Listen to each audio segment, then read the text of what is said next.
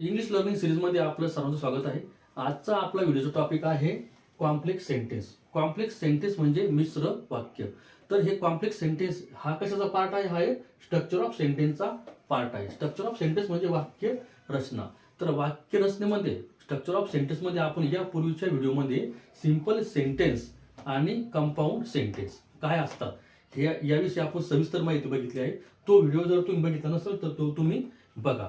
आता मी या ठिकाणी अगोदर तुम्हाला कॉम्प्लेक्स सेंटेन्स म्हणजे मिश्र वाक्य कशाला म्हणतात आणि याच्या पूर्वीचं मी जे त्या व्हिडिओमध्ये सांगितलं होतं की कंपाऊंड सेंटेन्स म्हणजे संयुक्त वाक्य.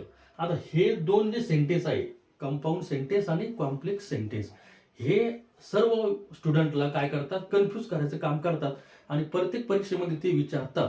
आणि याला कंपाऊंडला कॉम्प्लेक्स बनवा किंवा ओळखा दिलेलं सेंटेन्स आहे हे कंपाऊंड आहे की कॉम्प्लेक्स आहे हे ओळखण्यासाठी आपल्याला त्या ठिकाणी सांगतात. आणि त्या ठिकाणी काय होतंय, प्रत्येक विद्यार्थ्याचे काय होतं, कन्फ्यूज होतं, कारण की त्याचे काही टेक्निक आहे, त्याचे काही रूल्स आहे, ते आपण त्या ठिकाणी समजून घेऊ.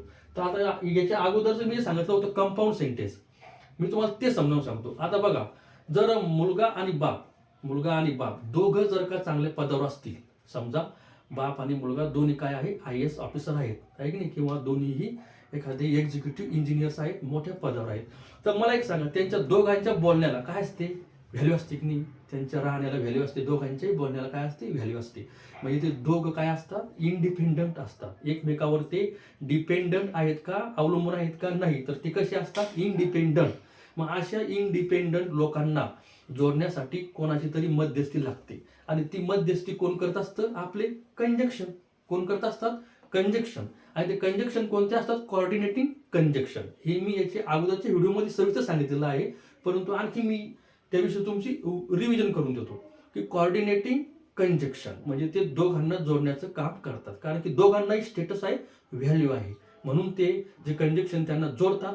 आणि ते वाक्य जे असतात, म्हणजे आता सेंटेन्सच्या भाषेमध्ये आपण त्याला समजू की क्लॉज असतात, एक वाक्यांश आणि हा दुसरा वाक्यांश, दोघांना जोडण्याचं काम कोऑर्डिनेटिंग कंजक्शन करतात.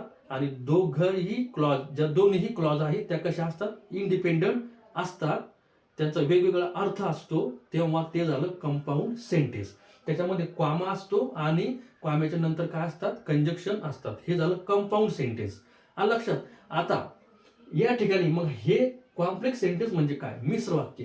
आता मी तेच उदाहरण पुन्हा देतो की समजा वडील किंवा बाप जर एखादा क्लास 1 अधिकारी असेल किंवा मोठ्या पदावर असेल किंवा सरकारी नोकरीला असेल आणि त्यांचा मुलगा जर काहीच काम करत नसेल, तो जर आवारा असेल, तर मला सांगा, तो मुलगा कोणावर डिपेंड आहे, त्याच्या वडिलांवर डिपेंड आहे की नाही? कारण की तो स्वतःचे निर्णय घेऊ शकत नाही, त्याच्या बोलण्याला काही व्हॅल्यू नाही आहे की नाही, जे वडील करतील ते. म्हणजे एक डिपेंडंट क्लॉज आणि एक इंडिपेंडंट क्लॉज. आलं लक्षात तुमच्या? आता या प्रत्येक सेंटेन्समध्ये दोन क्लॉज आहेत. क्लॉज म्हणजे काय, जे कॉमा ज्या ठिकाणी सेपरेट केलेलं ही जे आहे क्लॉज आणि ही एक क्लॉज आहे की नाही. आता या दोन्ही पैकी एक क्लॉज काय आहे, डिपेंडंट, आणि एक काय आहे, इंडिपेंडंट आहे की नाही. हे आता आपल्याला ओळखता आलं पाहिजे आहे की नाही. आणि त्या ठिकाणी कॉमा असेल आणि त्या ठिकाणी कंजक्शन पण येतं आहे की नाही, परंतु कंजक्शन आणि कॉमा या कॉम्प्लेक्स सेंटेन्स मध्ये सोबत येत नाही, ते सोबत कंपाऊंड सेंटेन्स मध्ये येतात आहे की नाही. मी त्या व्हिडिओमध्ये सविस्तर सांगितलेलं आहे. ओके, तर आता मला काय सांगायचं आहे या व्हिडिओमध्ये, कॉम्प्लेक्स सेंटेन्स मी तुम्हाला उदाहरण दिलं होतं की एक डिपेंडंट आहे आणि एक इंडिपेंडंट आहे. तर वाक्याच्या भाषेमध्ये काय, सेंटेन्सच्या लँग्वेजमध्ये काय म्हणतात त्याला, क्लॉजेस, एक one dependent clause and one independent clause connecting through subordinating conjunction. आता याच्यामध्ये जे कंजक्शन वापरले आहे हे सबऑर्डिनेटिंग कंजक्शन आहे आणि कंपाऊंड सेंटेन्स मध्ये जे कंजक्शन आहे ते कोऑर्डिनेटिंग कंजक्शन आहे की नाही. काही असो ते तुम्हाला त्या ठिकाणी समजलं आणि हे सुद्धा समजलं. बघा आता या ठिकाणी, आता याच्यामध्ये दोन क्लॉजेस आहेत बघा. When she enter the school the class had just finish. आता जेव्हा तिने शाळेमध्ये प्रवेश केला होता, जेव्हा ती शाळेत आली होती, तेव्हा काय झालं होतं, क्लास जस्ट म्हणजे नेमका जस्ट काही वेळापूर्वीच काय झाला होता, फिनिश झाला होता. आता या वाक्यामध्ये काय आहे, दोन क्लॉजेस आहे की नाही. एक क्लॉज आहे डिपेंडंट, एक आहे इंडिपेंडंट आहे की नाही. आता डिपेंडंट कोण येते बघा, डिपेंडंट म्हणजे जिचा अर्थ लागत नाही आणि इंडिपेंडंट म्हणजे जिचा वैयक्तिक तिचा अर्थ लागतो, म्हणजे त्याचं मिनिंग आपल्याला समजतं. बघा याच्यामध्ये बघा बरं, the class had just finish, class आत्ताच संपला. या वाक्याला अर्थ आहे की नाही? आहे. आणि हे वाक्य बघा बरं, म्हणजे वाक्य म्हणजे क्लॉजला अर्थ आहे की नाही? आहे. आणि ही जर क्लॉज बघितली, when she enter the school, जेव्हा तिने शाळेत प्रवेश केला, जेव्हा तिने शाळेत प्रवेश केला. मग पुढचं आपल्याला काय लागते? उत्सुकता लागते की पुढं काय झालं असेल, आहे की नाही? या वाक्याला काही आपण व्हॅल्यू देत नाही. जेव्हा तिने शाळेत प्रवेश केला या वाक्याला आपण व्हॅल्यू देत नाही. याच्या पुढचं जे वाक्य आहे त्याला आपण व्हॅल्यू देतो, म्हणजे ते काय? इंडिपेंडेंट आहे. लक्षात तुमच्या? आता या वाक्याला काही व्हॅल्यू आहे का? या क्लॉजला काही व्हॅल्यू आहे का? त्याचे स्वतंत्र नाही. आणि तिने जेव्हा शाळेत प्रवेश केला, परंतु त्याच्यानंतर पुढं काय घडलं ते महत्वाचं आहे. म्हणजे the class had just finish, class काय झाला होता? नेमकाच म्हणजे जस्ट फिनिश झाला होता. म्हणजे याच्यामध्ये एक काय आहे? डिपेंडंट क्लॉज आणि एक काय आहे? Independent clause. हे आपल्याला समजलं पाहिजे, आहे की नाही? त्या कंपाऊंड सेंटेन्स मध्ये पण कॉमा होता, आहे की नाही? मग या कॉम्प्लेक्स सेंटेन्स मध्ये पण कॉमा आहे. मग तुम्ही म्हणसाल की हे कसं ओळखायचं? मी तुम्हाला सांगितलं की दोन्ही जेव्हा आपापल्या याच्यावर ठाम आहे, तो काहीचा अर्थ लागतो. कॉमा आणि कंजक्शन ते काय आहे? कंपाऊंड, आहे की नाही? आणि याच्यामध्ये कंजक्शन आणि कॉमा सोबत येत नाही, आहे की नाही? आला तर कॉमा येईल किंवा कंजक्शन येईल, आहे की नाही? कंजक्शन येईल किंवा कॉमा येईल. आलं लक्षात? बघा आता बघ समोर बघा, I pass the exam because I studied seriously. बघा, आय पास द एक्झाम, मी एक्झाम पास केली, आय स्टडीड सिरियसली. हे दोन जे आहे क्लॉज, त्यांना जोडण्याचं काम कोण केलेलं आहे? बिकॉज. म्हणजे हे काय झालेलं आहे? मिश्र वाक्य झालेलं आहे, की नाही? हे बिकॉज न कोणता रोल केला या ठिकाणी? सब ऑर्डिनेटिंग कंजक्शन, दोघांना जोडून अर्थ देण्याचं काम केलं, आहे की नाही? हे मिश्र वाक्य आहे, की नाही? हे कंपाऊंड सेंटेन्स आहे का? नाही, हे काय आलं? Complex sentence. ओके. आता इथं बघा, when I was a child, जेव्हा मी चाइल्ड होतो म्हणजे मूल होतो किंवा छोटासा मी लहानपणातला विषय सांगतो, आहे की नाही? व्हेन आय वॉज चाइल्ड, जेव्हा मी लहान एक छोटस मूल होतो तेव्हा, आता काय तेव्हा काय झालं, आहे की नाही? या वाक्याचा काही अर्थ निघालाच नाही. मी असं म्हणलं मी जेव्हा छोटा होतो, मग मी समोर काय बोलणार आहे त्याच्यावर तुमचं लक्ष आता लागलं असेल. मग काय झालं? I use to play football very well, मी खूप चांगल्या प्रकारे फुटबॉल खेळत होतो, आहे की नाही? म्हणजे हे जे क्लॉज आहे, ही जी क्लॉज आहे ही काय झाली? इंडिपेंडंट. ही इंडिपेंडंट झाली. ही क्लॉज या क्लॉजवर अवलंबून नाही, हिचा अर्थ स्वतंत्र लागतो. परंतु ही क्लॉज काय आहे? डिपेंडंट आहे. कोणावर? या क्लॉजवर. बघा तुम्ही, व्हेन आय वॉज चाइल्ड, मी जेव्हा लहान होतो. या वाक्यातून तुम्हाला काही अपूर्ण सेंटेन्स आहे की नाही? पुढचं म्हणल्यानंतर याला अर्थ आहे की नाही? आणि हे नाही म्हणलं तरी पण याला अर्थ लागतो. म्हणून एक डिपेंडंट आणि एक इंडिपेंडंट तीनदा सांगण्याचा उद्देश हाच की आपण कन्फ्युज होतो, म्हणून आपल्याला कॉम्प्लेक्स सेंटेन्स ओळखता येत नाही. आलं लक्षात? आता बघा, the shop was close on Sunday so I want visit there. बघा आता या ठिकाणी the shop was close on Sunday, रविवारी काय होतं? दुकान बंद होतं. सो म्हणजे म्हणून, सो काय आहे? कंजक्शन. या ठिकाणी कोणता रोल केला? सबऑर्डिनेटिंग कंजक्शन, आहे की नाही? कॉमा आहे का त्या ठिकाणी? नाही, कॉमा आणि कंजक्शन नाहीये. आता या ठिकाणी कॉमा आणि कंजक्शन जर आलं तर मग ते कंपाऊंड सेंटेन्स. परंतु हे वाक्य त्या ठिकाणी घेता येईल. हा, कॉमा आणि कंजक्शन आलं तर ते काय होऊन जाईल? कंपाऊंड सेंटेन्स होऊन जाईल. परंतु या ठिकाणी कॉमा आणि कंजक्शन सोबत नाही, फक्त एक आला तर कॉमा, नाही तर मग conjunction. So I won't visit there, म्हणून मी त्या ठिकाणी व्हिजिट देऊ शकलो नाही. हा कळालं तुम्हाला? ते he will be happy if he gets the job. He will be happy, तो आनंदी असेल. फ्युचर टेन्स मधलं सेंटेन्स आहे. ही म्हणजे तो, विल म्हणजे future. He will be happy, तो आनंदी असेल जर ही गेट्स द जॉब, जर त्याला जॉब मिळाला तर. जर तरची भाषा आहे की नाही? If he gets the job. आता याच्यामध्ये बघा बरं, he will be happy, he will be happy, तो आनंदी असेल, आहे की नाही? हे वाक्य झालं, तो आनंदी असेल आनंदी, आहे की नाही? या वाक्याला काय मिनिंग आहे? पुढचं बघा, if he gets the job, जर त्याला जॉब मिळाला तर. जर त्याला जॉब मिळाला तर. मग पुढचं मी काय बोलणार याच्यावर आपलं काय होतंय? आपल्याला लक्ष लागतं की आता जर मला जॉब मिळाला तर मी असं करीन, मी तसं करीन, आहे की नाही? म्हणजे हे काय झालेलं आहे? हे काय सेंटेन्स कोणतं? हे क्लॉज कोणती? आता डिपेंडंट, आणि ही काय झाली? इंडिपेंडंट. लक्षात तुमच्या आता, नाही की? म्हणजे या क्लॉजला मिनिंग आहे आणि ही क्लॉज या क्लॉजवर डिपेंडंट आहे. मिनिंग त्याचा अर्थ पूर्ण होण्यासाठी. आलं लक्षात? The roads are slippery when it rains. The roads are slippery when it rain, म्हणजे जेव्हा पाऊस पडतो तेव्हा रोड्स आर स्लिपरी. आता या ठिकाणी व्हेन इट रेन्स, जेव्हा पाऊस होतो तेव्हा the roads are slippery. Road कसे होतात, म्हणजे रोड हे घसरणारे होतात किंवा गुळगुळीत होतात, चोपडे होतात, आहे की नाही? तर या ठिकाणी दोन क्लॉजेसला या व्हेननं त्या ठिकाणी जोडण्याचं काम केलेलं. ॲज सून ॲज दे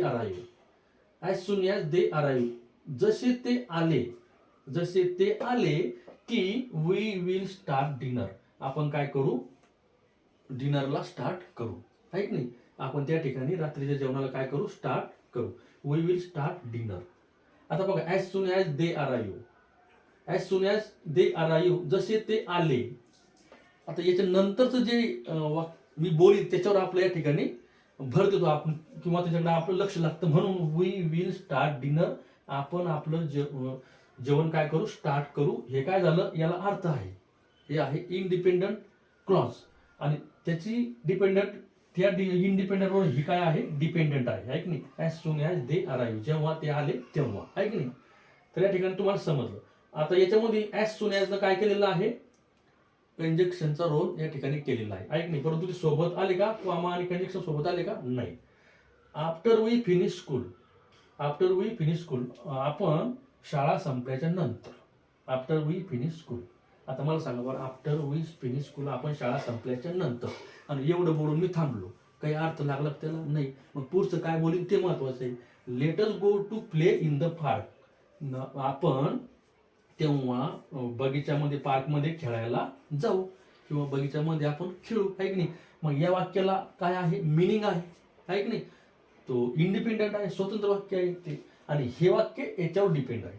आणि लक्षात, म्हणजे हे वाक्य म्हणल्यापेक्षा आपण त्याला क्लॉज म्हणतो, वाक्यांश येतो, आहे की नाही? ही क्लॉज डिपेंडंट आणि ही clause independent. Since you are helping, जेव्हापासून तू मदत करत आहे. सिन्स म्हणजे पासून, जेव्हापासून तू मदत करत आहे, हे बोलल्याच्या नंतर पुढचं मी काय बोलणार त्याच्याकडे लक्ष तुमचं लागणार, आहे की नाही? मग जेव्हा तू मला मदत करत आहे, मग तेव्हापासून काय होत आहे ते महत्वाचं आहे.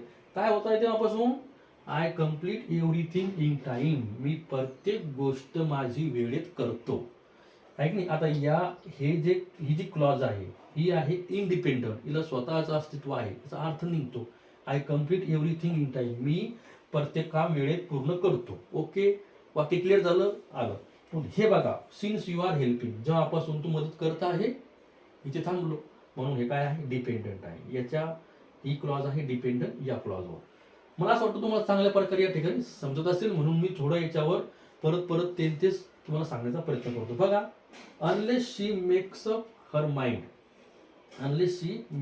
हर माइंड, जोपर्यंत ती तिच्या मनाची तयारी करून घेत नाही, असं त्याचा अर्थ आहे. अनलेस शी मेक्स अप हर माइंड, जोपर्यंत ती तिच्या मनाची तयारी करून घेत नाही, नथिंग कॅन बी डन, काहीही होऊ शकत नाही. नथिंग कॅन बी डन, काहीही होऊ शकत नाही. हे काय झाले, इंडिपेंडंट, याचा अर्थ लागतो नथिंग कॅन बी डन, काहीही होऊ शकत नाही. परंतु केव्हा, अनलेस शी मेक्स अप हर माइंड, जोपर्यंत तिची मनाची तयारी करून घेत नाही तोपर्यंत काही होऊ शकत नाही. कळालं का मग तुम्हाला? आता हे काय आहे, ही जी क्लॉज आहे ही इंडिपेंडंट आणि ही डिपेंडंट. बघा, काही डिपेंडंट या बाजूला आहे, काही तिकडे बाजूला, डिपेंडंट इंडिपेंडंट असं ते येत आहे. If you want to reach on time, जर तुला वेळेत पोहोचायचे असेल, if you want to reach on time, तुला वेळेवर पोहोचायचे असेल, comma you want to start immediately, आहे की नाही? तू लगेच सुरुवात केली पाहिजे, तू लगेच जाण्यासाठी सुरुवात केली पाहिजे. आता या वाक्याला अर्थ लागतो की you want to start immediately, तू लगेच सुरुवात केली पाहिजे. परंतु कशासाठी, याच्यासाठी, if you want to reach on time. हे काय झालं मग आता, हे डिपेंडंट क्लॉज, आणि ही जी आहे हे पूर्ण जे आहे ते इंडिपेंडंट क्लॉज. आलं तुम्ही लक्षात? I will buy a car that has the best mileage. आता हे मिश्र वाक्य, आणि या मिश्र वाक्याला कंपाऊंड, आपलं हे कॉम्प्लेक्स सेंटेन्स आहे, त्याला जोडण्याचं काम कोण केलेलं, दॅटनं काय केलं, कंजक्शनचा रोल केला. कोणतं conjunction, subordinating conjunction. If I will buy a car, me car विकत घेईल, आहे की नाही? I will buy a car, विकत घेईल की जी, इथून पुढे जर मी बोलणं सोडून दिलं तर पुढच्या वाक्याचं महत्वाचं असतं की हॅज द बेस्ट मायलेज, की जिला काय आहे, चांगलं मायलेज आहे, म्हणजे चांगलं ॲव्हरेज आहे, अशी कार मी या ठिकाणी विकत घेईल. तर हे वाक्य कोणतं आहे? Complex sentence. We went home because it was too late. It was too late we went home. आम्ही घरी गेलो बिकॉज, कारण इट वॉज टू लेट. आता या ठिकाणी दोन क्लॉजेस आहेत. त्या दोन पैकी एक डिपेंडंट आणि एक इंडिपेंडंट क्लॉज, आणि ते जोडण्याचं काम कोण करतं? सब ऑर्डिनेटिंग या बिकॉज सारखे जे सब ऑर्डिनेटिंग जे कंजक्शन असतात ते त्या ठिकाणी त्यांना जोडण्याचं काम करतात आणि त्या सेंटेन्सला एक मिनिंग देण्याचं काम या ठिकाणी करतात. तर मला अपेक्षा आहे की स्ट्रक्चर ऑफ सेंटेन्स, वाक्य रचनेमधला जो आहे कॉम्प्लेक्स सेंटेन्स हा जो प्रकार आहे, मिश्र वाक्य, हा तुम्हाला चांगल्या प्रकारे या ठिकाणी समजला असेल अशी मला अपेक्षा आहे. फक्त तुम्ही एवढंच त्याच्यामध्ये ध्यानात ठेवायचं, मी जे सांगितलं कंपाऊंड सेंटेन्स आणि कॉम्प्लेक्स सेंटेन्स मध्ये काय फरक आहे की नाही, तर ते उदाहरणं देऊन सुद्धा मी तुम्हाला त्या ठिकाणी सांगितलं, तर ते तुम्ही लक्षात ठेवा. आणि ते लक्षात राहिलं तरच त्या दोघांमधला फरक, खूप बारीक फरक आहे, तो तुम्हाला लक्षात राहील. मला असं वाटतं हा व्हिडिओ तुम्हाला आवडला असेल, हा टॉपिक तुम्हाला चांगल्या प्रकारे समजला असेल. चांगला समजला असेल तर या व्हिडिओला लाईक करा, शेअर करा, सबस्क्राईब करा. लवकरच भेटूया पुढच्या व्हिडिओमध्ये. धन्यवाद.